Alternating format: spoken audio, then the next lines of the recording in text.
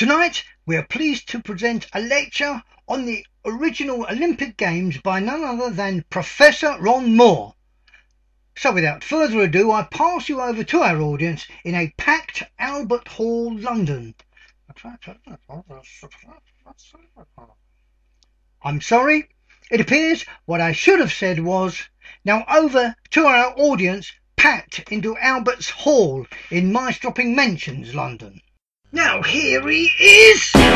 Ladies and gentlemen, we present Professor Ron Moore!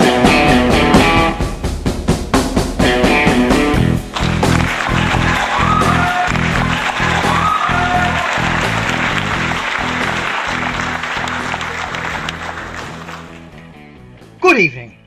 I am Professor Ron Moore, and I should tell you I am not really a professor, and my name is not really Ron Moore. I just profess to be Ron Moore. My lecture tonight is on the little-known facts covering the very first Olympic Games. The idea for the first Olympic Games was conceived round about 759 BC, which many of you will know is 1 minute to 8. The original idea was based on the Greek philosophy of a balance between physical and moral development, which was the cornerstone of their democracy. So the Greeks decided to display their superiority to the rest of the world by holding a games extravaganza to end all extravaganzas. Furthermore, to prove to the world their great physical prowess, it was decided that only Greek citizens could participate, and that they would perform naked. Ooh. It was decided early on that the games would take place in the city of Olympia, and they would be called the Olympic Games. But whilst it only took just weeks to agree on the games and the venue, severe delays meant the stadium was not completed until 776 BC, many sesterces over budget, causing economic meltdown for the Greeks. So no change there then. With such a monetary shortfall, it was decided to seek sponsorship, which eventually came in the form of the then famous manufacturers of the marathon bar. Because the confectioners were proud of the fact that their chocolate-covered peanut bar was packed with energy, they insisted on the committee calling the longest race in the games after their famous chocolate bar.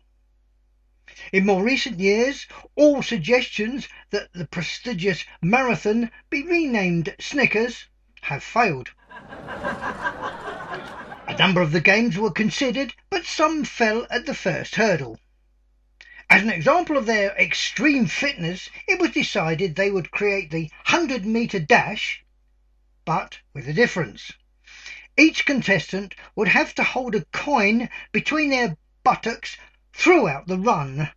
This was going to be called the 100-metre sesterces clench. However, it failed because of the sponsors' insistence that all contestants eat one of their confectionery bars before the race.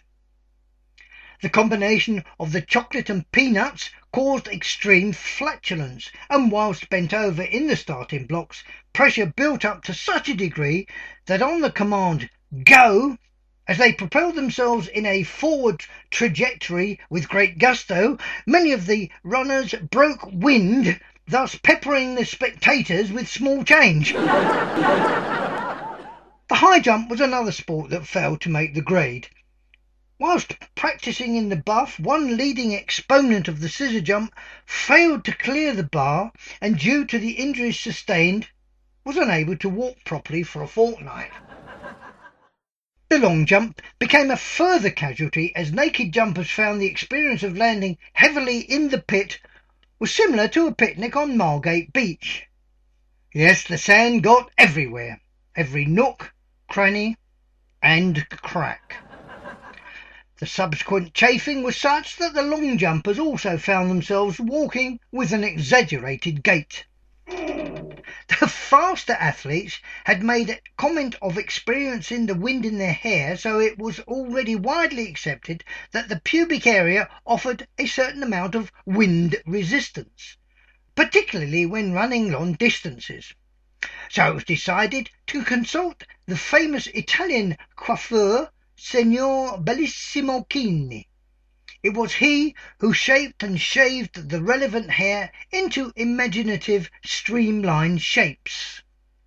The Olympic Committee agreed to turn this aerodynamic necessity to their advantage by making it a feature of the opening ceremony.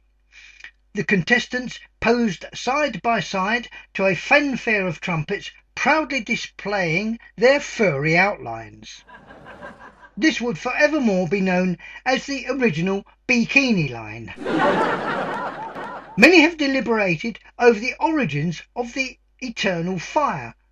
Well, after extensive research, which took almost my entire lunch break, I can reveal the Olympic Committee decided that a central cauldron of fire would burn constantly throughout the duration of the Games to commemorate the theft of fire from the god Zeus by Prometheus.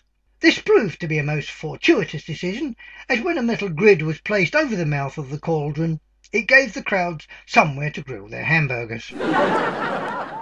So there you have it, an in-depth look into the first Olympic Marathon Games. I nearly forgot. I mentioned the 776 BC at the beginning of this lecture, so I know you will be asking what the BC stands for. It was, of course, before Crunchy. Good night. That was the first Olympics by Professor Ron Moore. It was written, performed and produced by Clive Looker, and music was by pacdv.com.